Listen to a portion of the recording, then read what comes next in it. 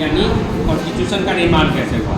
जब इसकी शुरुआत करते तो सबसे पहले देखते हैं नेल्सन मंडेला साहब ने कहा कि हमारे यहाँ जो रंग भेद की नीति है, एपार्थाइड जो सिस्टम है, एपार्थाइड सिस्टम क्या होता है, discriminate the people on the basis of their skin colour, लोगों को उनके रंग के अनुसार भेदभाव जब किया जाता है उसको कहा जाता है एपार्थाइड सिस्टम। इन्होंने कहा जो हमारे यहाँ एपार्थाइड सिस्टम है ये गलत है, सरकार को इसको खत्म करना चाहिए, रंग के आधार पर भेदभाव नहीं करना चाहिए।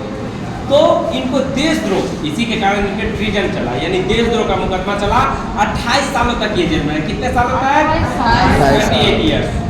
फिर आगे कह रहा है कि अफ्रीकन नेशनल कांग्रेस ANC एक संस्था है, अफ्रीकन नेशनल कांग्रेस, उसके अम्ब्रेला तले, उसके बैनर तले सारी छोटी छोटी जो ग्रुप्स है, छोटे छोटे जो पार्टियां थी, सब आई मिल के विरोध करना शुरू की। तब अफ्रीका जाके आजाद होता है 26 अप्रैल 1994। कब? 26 अप्रैल 1994।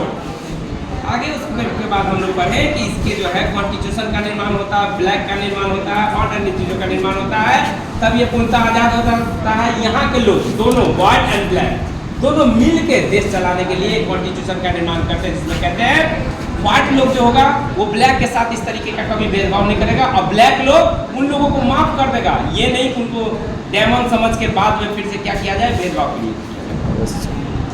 फिर हम लोगों ने पढ़ा इंडियन कॉन्स्टिट्यूशन के बारे में। इंडियन कॉन्स्टिट्यूशन की जब हम शुरुआत करते हैं तो पाते हैं, सबसे पहले देखते हैं कि कॉन्स्टिट्यूशन होता क्या। ये supreme law of a country है, जिसमें सारी संस्थाओं के बारे में, लोगों के बारे में, सारे इंस्टीट्यूशंस के बारे में और गवर्नमेंट के बारे में रूल रेगुलेशंस बनाया गया। उन्हीं रूल रेगुलेशंस को फॉलो करते हुए इनको चलना होता है। ये ऐसा रूल रेगुलेशन होता है किसी एक के पास पावर बहुत ज़्यादा नहीं आता, जिससे वो क्या होने लगे, परवेज मुशर्रफ की तरह सुप्रीम बन जाए।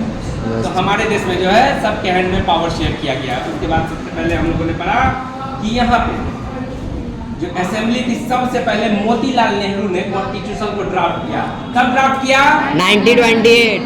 1928 में उन्होंने सबसे पहले कॉन्स्टिट्यूशन ड्राफ्ट किया और हमारे यहाँ लेजिस्लेटिव असेंबली में सबसे पहले इलेक्शन हुई।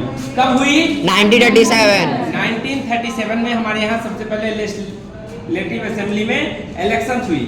फिर कॉन्स्टिट्यूशन असेंबली के बारे में पढ़ा। कॉन्स्टिट्यूएंट असेंबली क्या होता है?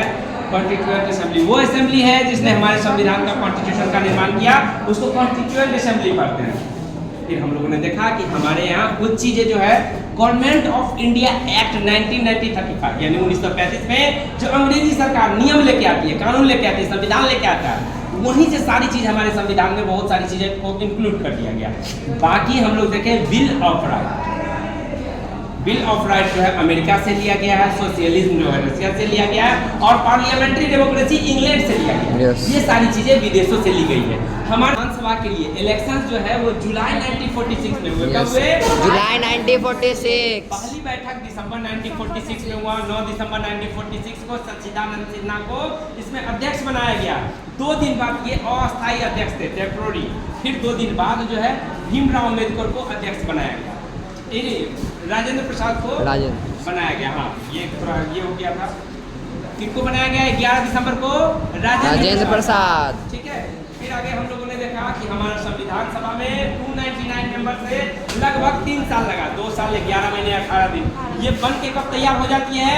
26 नवंबर 1949। 26 नवंबर 1949 को ये बन के तैयार हो जाती है। 26 नवंबर 1950 को इसको अपना लिया जाता है। ये 2 डेट याद रखिएगा। जब पूछा जाएगा कि कब इसको अडॉप्ट किया गया, 26 नवंबर 1949 को। कब इसको इफेक्ट में लाया गया? 26 जनवरी 1950। बिल्कुल। उसके बाद फिर हम लोगों ने पढ़ा कि यहाँ पे भीमराव अम्बेडकर को ड्राफ्टिंग कमेटी का चेयरमैन बनाया गया। पूछा जाएगा who is the chairman of drafting committee? B.R. Ambedkar. Who is the president of constituent? Doctor Rajendra Prasad. Doctor Rajendra Prasad, बिल्कुल। इसमें टोटल संविधान सभा जो है टोटल कितने दिन की बैठकें की? 114 डेज। इसमें संविधान बन के तैयार होता है। ये 12 बल्कि वॉल्यूम में जो भी बातें वहाँ पे चर्चा की गई, सारी बातों को लिखा गया, प्रिजर्व किया गया और उन बातों का जो निचोड़ है वो हमारा संविधान है। अब कभी भी डिस्प्यूट्स होता है लोगों के बीच या गवर्नमेंट के बीच, तो उन बल्कि वॉल्यूम को निकाल के देखा जाता है कि हमारा संविधान उस समय कहना क्या चाहता था। इसके लिए हम अपने प्रियम्बल का भी यूज करते हैं। प्रियम्बल क्या है? ये इसको आत्मा कहा जाता है या की ऑफ कॉन्स्टिट्यूशन कहा जाता है।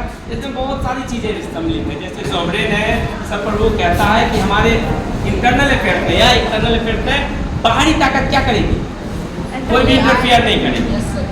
फिर कहता है रिपब्लिक, यानी हमारे जो हेड ऑफ स्टेट होंगे, प्रेसिडेंट होंगे, वो जनता के द्वारा चुने गए प्रतिनिधि होंगे, ना कि किसी वंश का या फिर कोई राजा ये हमारे धर्म में, हमारे प्रियम्बल में ही इंक्लूड किया गया है कि हमारा जो देश होगा वो सेकुलर होगा, यानी हमारे सरकार का कोई धर्म नहीं होगा और सरकार सब धर्मों का सम्मान करेगी, यानी धर्मनिरपेक्ष।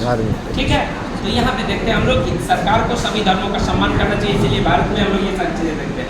आगे हम लोगों ने देखा कि संविधान का जो है कॉन्स्टिट्यूशनल अमेंडमेंट क्या होता है? हमारे संविधान में कहा गया समय समय पे अपटूडेशन जो, जैसे हम लोग देखते हैं एप्लीकेशन को अपटूडेट करते हैं ताकि वो समय के साथ चल सके, जो भी बदलाव हुए उसमें इंक्लूड किया जा सके। तो इसमें भी हम लोग देखते हैं इसी प्रकार से कि संविधान में भी कहा गया कि समय के साथ यदि कोई चीज बदलने की जरूरत पड़े तो बदला जा सके। क्या वो एक व्यक्ति बदल सकता है? नहीं। वही संसद में जो इस तरीके से प्रोसीड्यूर्स होगा, जैसे कानून बनते हैं वैसे अमेंड भी होते हैं, तो इसलिए एक तरफा नहीं बदला जा सकता, एक तरीके से नहीं बदला जा सकता। अमेंड की जरूरत पड़ती है तो बदला जा सकता है। जैसे संविधान बनने के बाद बहुत सारी चीजें आए, साइबर लॉ आया, चाहे IT आई, साइबर रेवोल्यूशन आया। हम लोग देखते हैं पहले चोरियां घर में हुआ करती थी, लेकिन अब साइबर फ्रॉड भी होता है बिना घर में घुसे। तो इसके लिए संविधान में अलग से जगह देना होगा, तो अमेंड करना पड़ता है। उसी को हम लोग अमेंड करते हैं, यानी संशोधन करना, यानी रिक्रिएट करना। ये था हमारा कॉन्स्टिट्यूशनल डिजाइन, जिसमें हम लोग सारा चीज देखें।